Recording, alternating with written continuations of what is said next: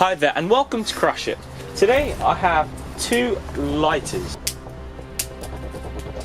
I'm going to put two of them down like this. I have got my fire extinguisher ready. See that? Portable? Bad boy. When the lighters break, they will let out some liquid and it will vaporize immediately, and in order for it to have a nice flame, we put 4 candles around it to ignite it. Let's see what happens when we crush it.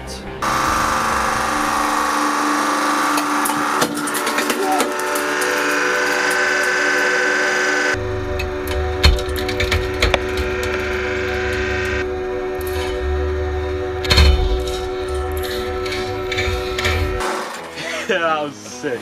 Wow, it seems didn't need to use the fire extinguisher, but wow, that was a pretty nice fireball there.